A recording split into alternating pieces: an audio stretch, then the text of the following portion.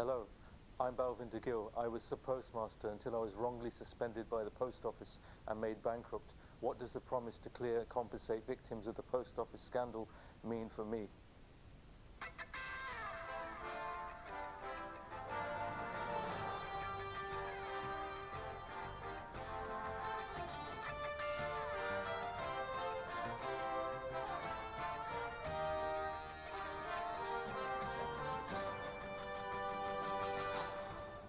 Balvinder is here along with 4 other sub-postmasters. They'll give their reaction live tonight to today's news that they will finally be cleared. But will everyone be helped? The minister responsible tells us the budget for compensation is £1 billion. Is he sorry it's taken so long? Oh, it's terrible. I apologise to all those people. It's, I think, over 60 people. You know, this has been going on for over 20 years, probably 24, 25 years now. Who does he think should pay the bill? Taxpayers or Fujitsu, who delivered the faulty Horizon software? Plus tonight, the man who was employed by the post office to investigate Horizon and who found it faulty as far back as 2013. Good evening. It feels like theft, but it was more like systematic abuse. The words of this postmaster describing how he says he was treated by the post office. Systematic abuse. Just let those words sink in. By the government-owned, the taxpayer-owned post office. It pursued postmasters, wrongly accusing 736 of them of theft, false accounting and fraud. Tonight we'll hear Balvinder's story in full. He was sectioned 3 times in the years that followed, and like so many others, his story is unbelievable. But it happened. And we'll get the reaction from all these former post office branch managers to what the government announced today, which was that it would clear and compensate victims of the post office scandal in England and Wales. What about those, though, who don't have a conviction to overturn, whose lives were still trashed? Welcome to all of you. Thank you so much for being with us on Newsnight and talking to our audience. Please do introduce yourselves. My name is Shazia Sadiq. I was a postmaster from 2009 to 2016. I was hounded and bullied out of my post offices. I was so proud to serve the people of the Newcastle West End. Thank you for being with us. Thank you. Hello. Hi Victoria, my name is Chirag Sidbora. I was a postmaster from 2013 to 2017, where there was an unannounced audit of from the post office who found a shortfall of just over £57,500. I repaid the money back within 48 hours, hence the reason why I wasn't pursued for criminal convictions. Hi, Bal. Hi, Victoria. I had 2 post offices in 2003 to 2004. I just got married. I was 23 years old. I had my whole future planned out for me, and I was suddenly terminated and pursued for a debt of £108,000, which has haunted me for the following 2 decades, and still to this day is not clear. Hi, Teju. Hello, Victoria. My name is Teju Adidayo. I ran a post office in Kent from 1999 to 2005, and when the auditors came and accused me of stealing £52,000, which was a shortfall. The data, all the documents they brought me is the Horizon data. I did not do any kind of auditing with them, to be honest. They've removed everything from my shop and from the branch, and from there I started the battle with the post office. They convicted me of stealing and then later false accounting because I paid back the money, and it's 2 years suspended sentence and 200 hours community service. Hi, Julie. Hello, Victoria. My name's Julie Beisner. I ran my post office from 1996 to 2021, but my family history with the post office goes back much further, in fact to 1847, when my great-great-grandfather Stephen Hawkins was the first postmaster. What I'd like to talk about is my final audit, which was in 2021, because Post Office say that the system is robust, that the current Horizon system is vastly different from the generic one, and I found that nothing had changed in 2021. The auditors came in, my manager said, "Excuse me a moment," and she stepped outside and left me alone in the office with the two auditors. This was after the office had been closed during the pandemic. They found a shortfall of £1,970, which they said if I didn't settle the accounts, I would not be able to retire. It was only when I joined the inquiry that the Post Office sent a written confirmation they were not going to pursue me for that money. My reason for being on this programme today is well, to explain about Horizon, that it is still going on, that certainly when I had my office post the 2016, still had issues with the PIN pad, the screen freezing, power outages, ineffectual helpline. So in my mind, nothing has changed. Okay, thank you. Welcome all of you. Thank you so much for being here and giving it your time. I want to ask all of you how today's news, which the government describes as unprecedented, I mean, it is MPs introducing a law which will overturn convictions that have been handed down by the courts, how it's going to affect you. Val? Personally, there's certain things that were still missing. On a very personal note, I didn't see anything about bankruptcy. There hasn't really been any update about people who potentially, if they were to get any redress for money which was taken from them or restoring their life back to what it was, there's people out there who are actually still locked in a situation where that money would go back to the insolvency service and wouldn't be able to get released to them. And the government were doing some work on it, and credit to the announcements and everything that's now speeded up, and Kevin Hollinrake and certainly the announcement in Parliament today, you can see people are working very hard to get these things done very fast, and we are patient to a degree, but we just want to see that these obstacles again are not put in our way, that this process needs to flow now, because there's literally, I think, the public pressure. Don't make it just into an election bargaining tool. Give us the real justice and give us the real redress. Like, we're not asking for life-changing money. There's a parallel universe where we live normal lives.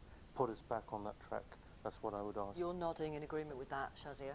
100%. I couldn't. How were you affected by today, if so at all? I'm part of the 555, so it is welcome news, but I do welcome it with a bit of caution. Well, just let me explain to our audience. Part of the 555, that's the 555 former sub-postmasters who took this group legal action against the Post Office in 2018, and many convictions were overturned, but a lot of the 555 didn't have convictions at all, actually, did they? That's Which you're one of those, yeah. and it means, for example, you have been offered today an upfront sum of £75,000. That's correct. Is that enough?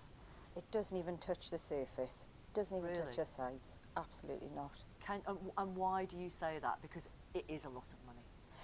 It is, absolutely, totally agree, and I welcome it. It is a start, but it nowhere it touches the sides of what I've lost.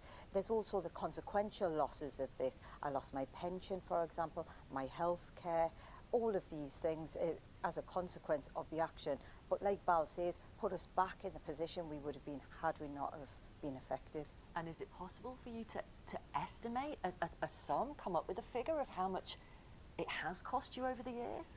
Victoria, I think I would have to sit with somebody very much more intelligent than myself to work that figure out, but it's definitely not £75,000. So it sounds like you're not going to take that. You are going to go through the longer assessment process, even though it's going to delay any figure. I mean, I haven't made any decision yet. I'm just absorbing sort of what happened today, Victoria. But it is promising, but we have been down this road before. We need implementation now and back up what they're telling us, if they really are listening. Now, you're all nodding at that. We need implementation, because you've been given false hope before, and it was described to me as, you know, it's like one step forward but two steps back. How confident are you that it's actually going to happen now? Well, they need to make it happen, especially with the drama that was aired on New Year's Day, and that's what's really brought the 555 have actually really brought this together. They're going to make it happen for everybody else as well. So we need to we all need to collectively make sure that we push, especially with the surrounding public, to push to get the government to sort out what they've done wrong. Why do you say what the government have done wrong? Because the post office is owned by the government. The post office is the sole shareholder of the post office. The government is the sole shareholder. Yeah, I know. Ultimately, yeah. Ultimately, the buck stops with them. Okay. Teju, how does today's news affect you? I have mixed feelings as well, because there are so many problems with the 555. I was part of the 555 as You well. had your The conviction JF overturned in overturned 2021. in 2021. There's still a lot of problems there, where they are trying to stigmatize victims. I was one of the 3 that they called the public interest. And up till now, I don't even understand what that means. Waiting for them to explain it properly, because if it's anything to do with how much they would have spent retrying my case, they've been spending money since 2018 when they went to court. So how much more would it have cost them to retry my case and get me to the right place? Julie, you talked about an audit in your post office in 2021. Yes. So 2 years ago. Yes. And they found a shortfall. Yes. Even though we know the post office says Horizon is much more robust, but hey, they've said that before. How has this affected your life? How has this, what, you mean the whole post office scandal? Yeah. Well, it's obviously reputational damage. For example, village fetes and things, if you go to anything, they all want to know what happened with the post office. Sometimes you're advised not to go to things because people are going to talk about the post office. Yeah, it was a very harrowing experience, that final audit, and having that hanging over me. Because, as I said, I was brought up with post office. I knew how to run a post office. I knew all these people. And I mean, one thing that perhaps your viewers are not aware of is that when I became sub-postmaster in 1996, Post Office were actively encouraging postmasters to apply to become magistrates. You know, the irony of that. Yes. Val, you were sectioned 3 times in the years that followed the Post Office pursuing you. I wonder if you can give our audience a little insight into what that was like. Yes, of course. So, initially, the trauma of what happened that day, that would always live with me. Like, you can forgive, but you can't forget what happened. And they turned my life upside down. And that, after that day, I became very numb and slowly deteriorated into a shadow of myself. I felt very numb, very low.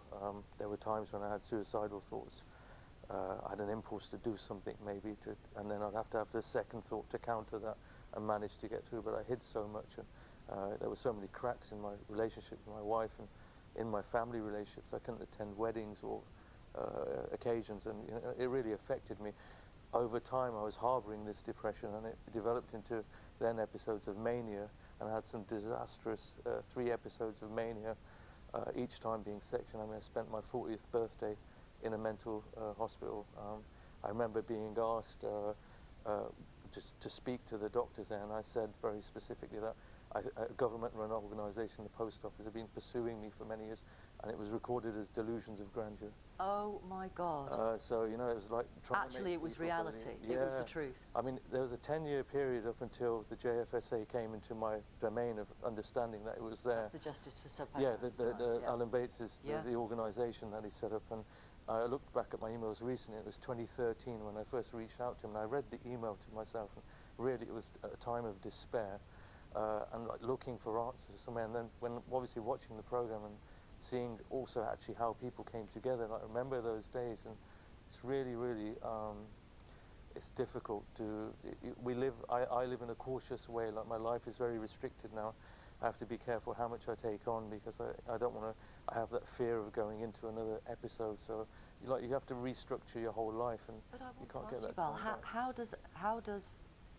back. how are you compensated for being sectioned 3 times? I mean, what is that sum of money? It's You know, Victoria, the thing is, there's people out there who have suffered worse. I mean, there's a very painful thing to think, and I like to think we're survivors, not victims. We're survivors, because there's some of us that didn't survive this. yeah. And you know, it's a very painful thing to think about, and the fact that we're here today, we need to make sure we're doing our best to tell our truth, that people understand and never forget these people. You know, these people, they were genuine people who were serving their community, just how we set out to be. On the subject of serving your communities, which you have all done in different parts of the country, Shazia, when things started to go wrong for you and you ran 3 successful post office franchises, and you saw initially £2,000 disappear on your computer system while you're on the phone to the operator asking for help, but how, as it went on, how did your community treat you? Because they thought you were a thief. Regrettably, the way the post office treated us by locking us out of our post offices, removing our keys from us and closing the place down very publicly, it had a negative effect, because there was pockets of our community that decided I was a thief, and therefore I needed, you know, to be assaulted with my children by my side, and eggs and flour were thrown at me, and I was assaulted in the street with my children there. So as a result of, so that again, it's consequences. How do you put a price on that? Your dignity, your reputation. I worked so hard as a single parent to build up businesses for my children's future, and for the post office to come in, and it angers me when people call them auditors, because they really were not. They balanced, just come in and balanced against what was on the screen. Yeah, Victoria, it was absolutely horrendous for myself and my children. We're going to talk more in a moment or two. We're going to hear from the Minister responsible, Kevin Hollinrake, who was standing up in the Commons today. Stay there. Thank you so much for being with us. More from you in a moment. Relax for a few minutes. Now, Rishi Sunak said today he will change the law to ensure that those who've been convicted will be exonerated. How exactly will that work?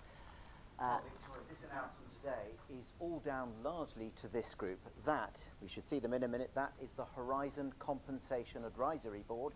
And as we can see today, they met, there he is, Kevin Hollinrake, the Postal Affairs Minister, who you're going to be talking to. And there you can see there, Lord Arbuthnot, James Arbuthnot, the former Conservative MP. We'll talk to him before the end of the programme. programme. He is portrayed in the ITV drama. And over there is Kevin Jones, who is the Labour MP. Now, Lord Arbuthnot and Kevin Jones, they are the 2 parliamentarians who have campaigned on this really more than any other parliamentarians.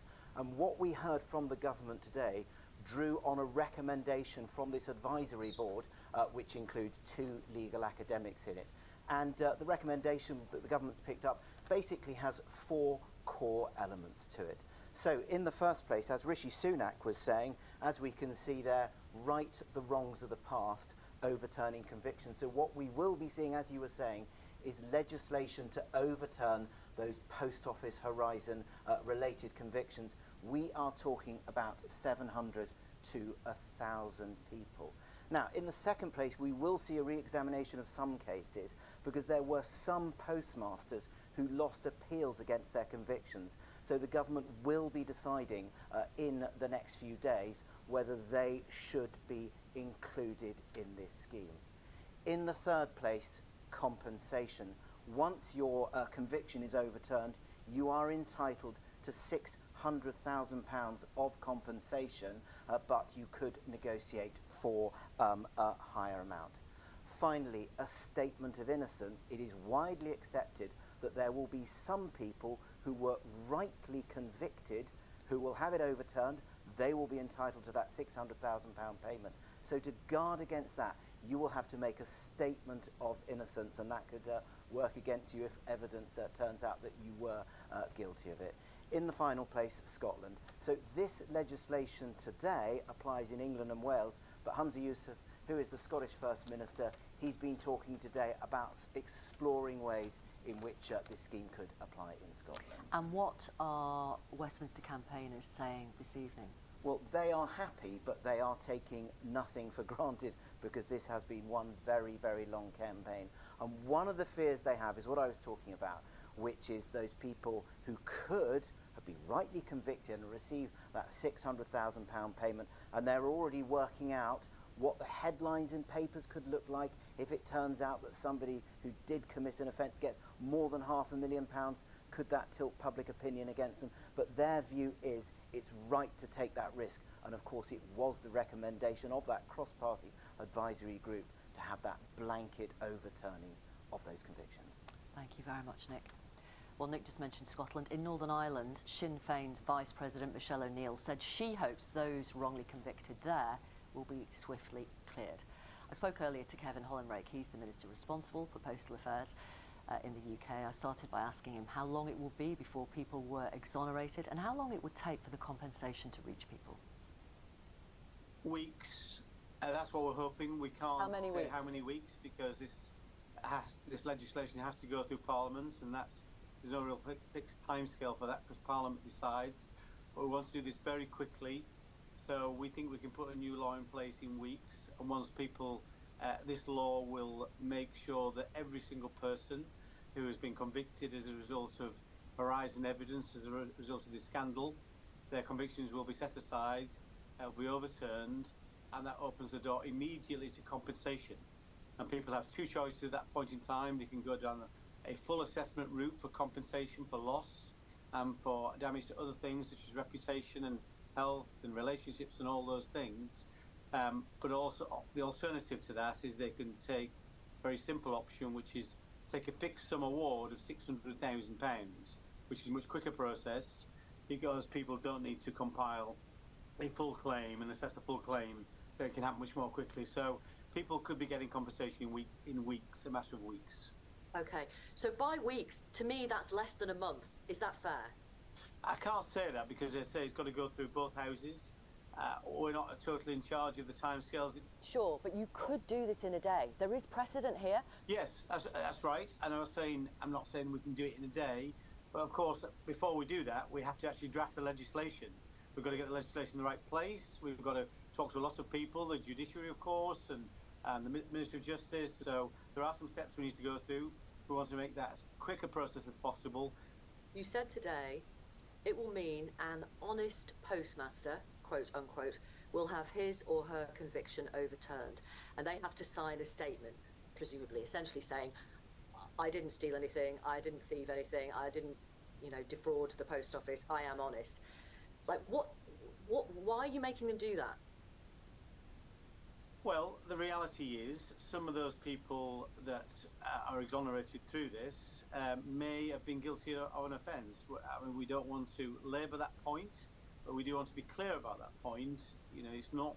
It's possible that some of those people are actually guilty of something. But nevertheless, so it could be that we declare effectively overturn convictions of guilty people, but I think that will be a minority at the worst case. And what this will do, of course, is give a route to compensation and to exoneration for hundreds of people. We think, in the context of things, it's absolutely the right thing to do, and certainly the people we're working with seem to feel that way too. What about those people who were forced or advised to plead guilty? They're going to be exonerated too by this new law, is that right? That's correct, yes they are. Okay. The 555 former postmasters, sub-postmasters who brought the group lawsuit suing the post office, mostly there were non-criminal cases. What will they get? Well, they've already got the route that we've already set out. So the group litigation order you're talking about, the people who went to court, there's a compensation scheme for them, which they've already got access to. What we announced today was that people in that scheme can apply, instead of going through this full assessment route, which takes time, they can go down the other route, which is a fixed sum award of £75,000. Is it just £75,000? £75,000. So it won't suit everybody. You think you've got a claim of more than that, then you'll probably want to go down the full assessment route. For some people, they'll think that's a quick and easy way to draw a line under this, and you get your compensation very quickly without having to submit a detailed claim. Yeah. I mean, you say a quick and easy way to draw a line under it. I mean, it's not, is it? Because for some, it's been 20 odd years. So. Well, I apologise for the time it's taken, and there's lots of different reasons behind that. We are where we find ourselves. It's a quick and easier process from here. Some sub-postmasters had to file for bankruptcy because they literally couldn't afford to pay the post office money the post office said they owed them. What happens to people who had to file for bankruptcy? The position is those people should be put back into the position they were before the detriment affected their lives, before the misconduct affected their lives.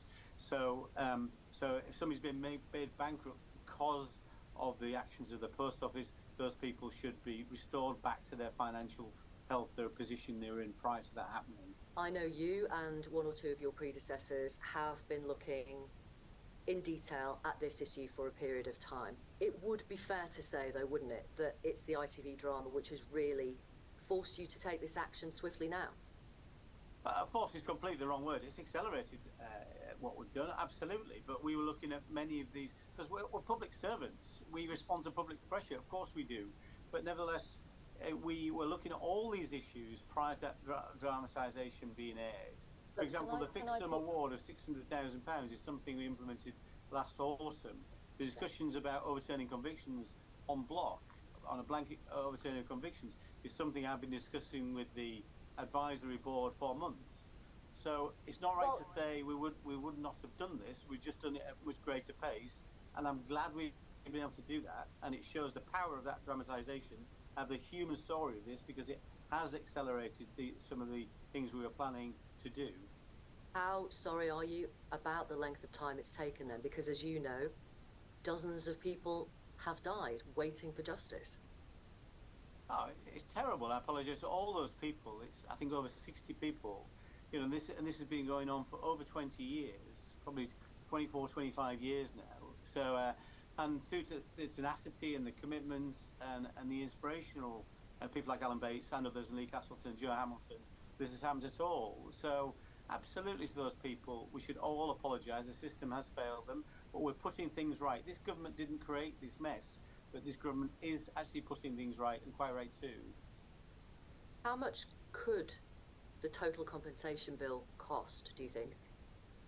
Well, the maximum budget currently specified is £1 billion. That's not a forecast, it is a budget. So it's very, very significant figures.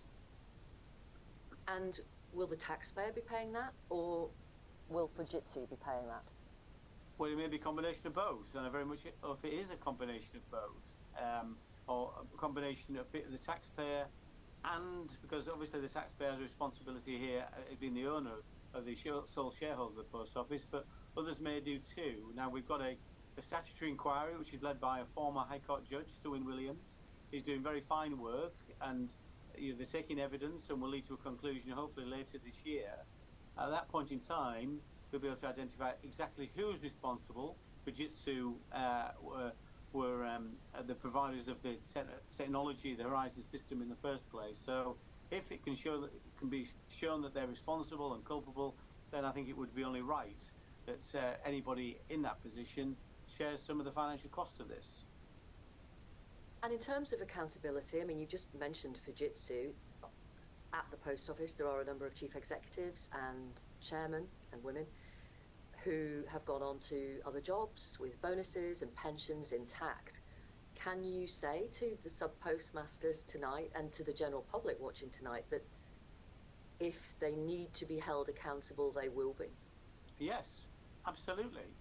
And by whatever means, I mean, we've got to act within the law, of course, but as well as the inquiry happening, clearly our enforcement agencies, our prosecution, people in charge of prosecutions in this country, I'm sure, are taking a very keen interest in the evidence that's coming to light as a result of the inquiry. But those are matters they clearly, the police, for example, are completely independent of governments, but nevertheless, would I personally like to see individuals held to account for what has happened to the people involved in this scandal? Absolutely, I would. And one final question. Are you considering, as Sir Keir Starmer called for earlier this week, taking away the power of the Post Office to pursue its own prosecutions? Because as so many people have pointed out over so many years, it would appear to be a massive conflict of interest. Yes, it's a short answer. I mean, the Post Office hasn't prosecuted anybody since 2015. Because of what's happened, I cannot see a situation where it would do that anyway. But the Post Office doesn't have a specific right of private prosecution. Any person in the land and any company in the land has that right. What the Justice Secretary has said and the Justice Select Committee has said, they're questioning whether that's the right thing, certainly based upon what's happened here. So there will be a body of work, and I'm sure the Justice Secretary have more to say on this, of whether that general right of private prosecution should still stand in our society, and that's some very significant questions to be answered in that area. Mr. Hollenrake, thank you very much for talking to Newsnight and to Sub-Postmasters who are with us this evening. Thank you. My pleasure. Thank you very much. Kevin Hollenrake. Let me introduce you to Ron Warmington, Managing Director of Second Sight. That's the company hired in by the Post Office to look at the Horizon computer system and investigate the sub-postmaster complaints. Welcome to you. Thank you for being with us. I'm just going to ask your fellow guests for some reaction to what Kevin Hollenrake had to say. Julie? Well, I mean, we don't know. We don't know anything, do we? We just get announcements. I mean, how do we know all these things? How can we trust them, what they're saying and what they're actually going to do? And why has it taken so long? And why the discussions take so long? I also think people might be interested to know that the Post Office has recently given a contract of £36 million to Fujitsu to extend the Horizon system until spring 2025. Now, if you join the dots up, generic Horizon, what happened with that? Horizon Online, what happened with that? My experiences. And then Horizon, whatever they decide to call it, is still going to be in operation until 2025. And how do we know that it's not got the same flaws that the old systems had? Yeah. There's a major breach of trust here, isn't there? Toju, how do you react to what Mr. Hollenrake said? I think they need to do a lot of thinking and meeting on this matter, because if they don't get rid of Horizon, it's a question of time before they have the same problems again.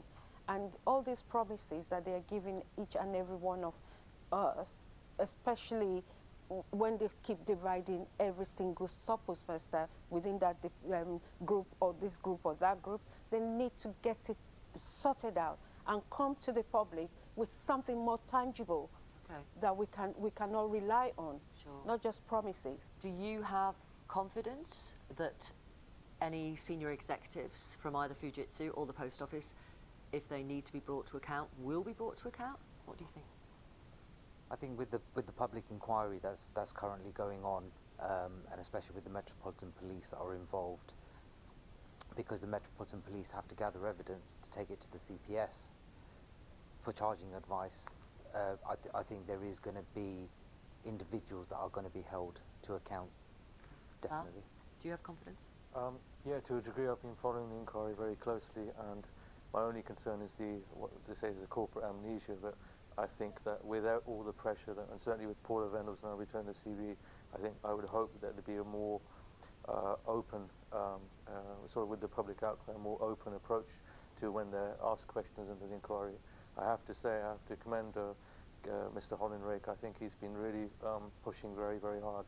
I think people sometimes do deserve credit.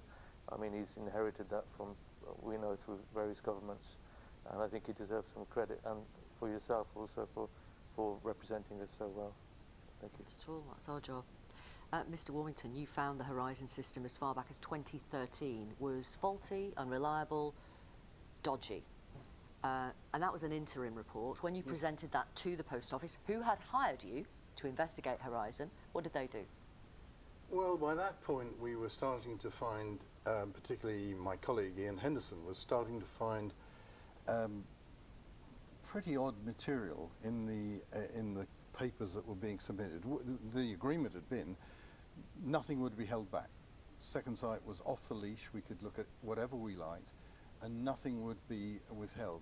Even privileged or confidential documents were to be given to us, and that's what had happened. Of course, as soon as we started to find material that answered the key question that the ministers had asked, which is look out for anything that looks remotely like wrongful prosecution conduct, and we were finding that. Then there were staff changes and cooperation reversed, frankly. Okay, so then you completed your report and presented that final report in 2015. What did the post office do then? Well, of course, in between those two exercises, there was a second stage, which was the mediation scheme. We carried out deep investigations into 140 cases and written 140 reports. When we finalised our final report, we still had some of those individual cases, including some of the ones we've mentioned here, to review. So we had to produce our final report before we'd even finished the work. And then all hell broke loose. What do you mean? Well, we were fired. You were fired? Yes. Well, in fact, more than that. The entire mediation scheme was exploded. Collapsed. Yeah. Tony Hooper,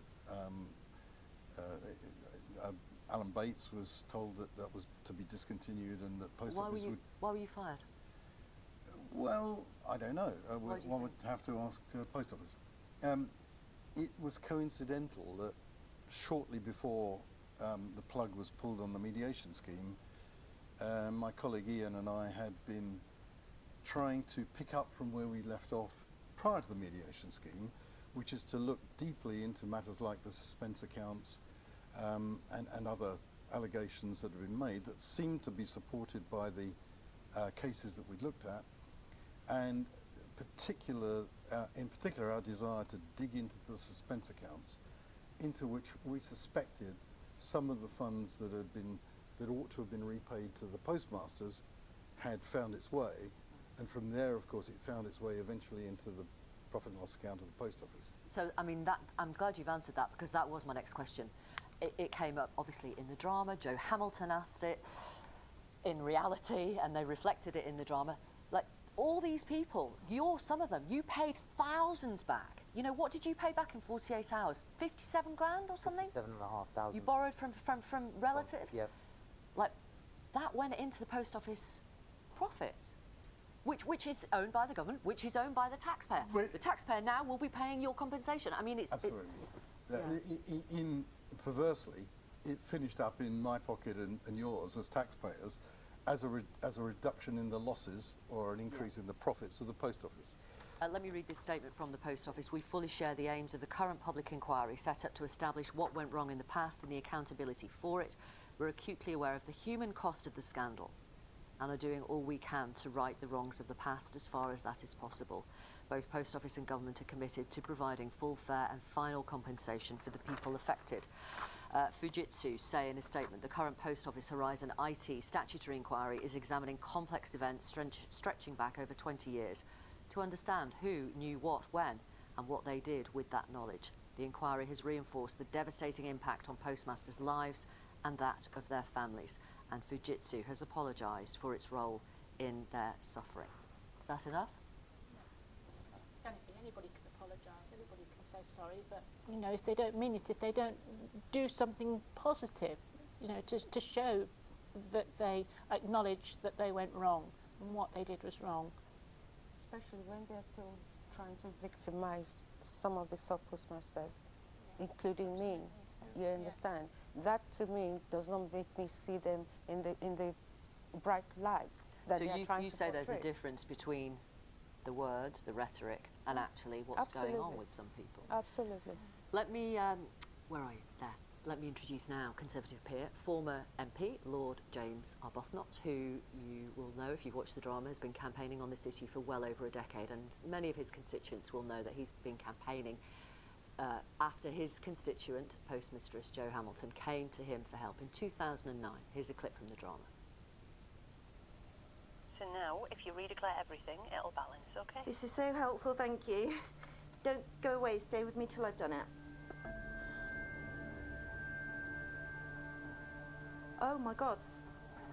It's just doubled right in front of my eyes. Now it says I'm £4,000 down. And that literally happened. Lord Arbuthnot, thank you very much for talking to us this evening. I wonder if I can ask you first of all, how would you describe the length of time it has taken to get to this point? Terrible. We could have resolved this entire issue when Ron Warmington and Ian Henderson went in the first place, if the post office had not tried to cover everything up and to protect the brand at the expense of the sub-postmasters. So it's terrible. Do you have any reservations about MPs overturning convictions handed out by the courts? It's something that is, it makes one feel uncomfortable, but there is no other option here, because sub-postmasters, for entirely understandable reasons, were not coming forward to go through the tortuous process of having their convictions overturned. And we were only overturning about 10% of the convictions that had happened. And that was A, far too slow, and B, not likely to complete itself at all. And so the only option, really, is to do it by legislation. It does make one feel uncomfortable because there's meant to be the separation of powers in this country, so that the courts do one thing and the legislature do another. But there was no choice, I think, in this case, and it's a it's unprecedented.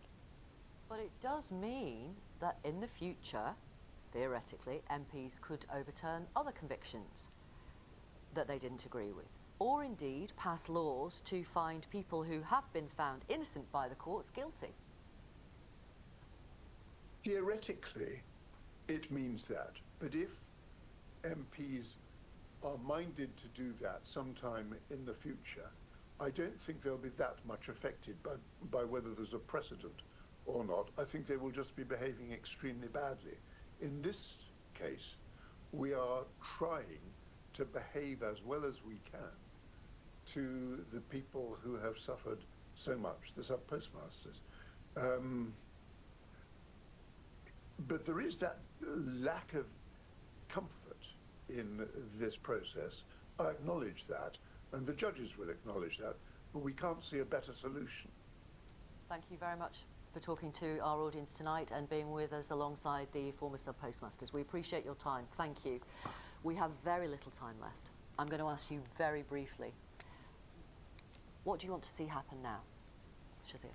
From me, it's the 3 Fs. So full, fair, final, financial redress. That's what I want to see. And their apologies are most welcome, Victoria, but they do not pay the bills. Briefly. I totally agree with Shazia in what she said, and it's their apologies don't pay our bills. We still have to work extremely hard. We still have to take suffering from our community of what happened back then. We get questioned on it every day. I'm still in the same community. I'm still in the same post office. I get asked about it every day. Val, really briefly. Yeah, absolutely. I just have to follow on both the things that they've said. Thank you. Yes, I believe that I would like them to look into my case as well as the other 4 public interests and remove that labeling, because I think it's slandering and it's re-victimizing us all over again. Re-victimizing you. Yes. I know it's a cliche, but actions speak louder than words. Mr. Warmington? Well, I'd like to just suggest that we don't forget the plight of the business people. All of these people were business people. They weren't employees. They invested huge amounts of money, hence the big losses. The people we've got to remember are the people that are now running the branches. The last thing we want is people to boycott the post office thinking they're punishing the people at the top, when they're actually punishing the business people that are really are the face of the post office. Thank you all so much. Thank you for being with us. Thank you for giving us your reaction to the news today. Thank you for travelling from all over the place. We really, really appreciate it. Thank you. Thank you very much. If you've got a story to share, do email us, newsnight@bbc.co.uk. It is what we're here for. I'm back tomorrow. Good night.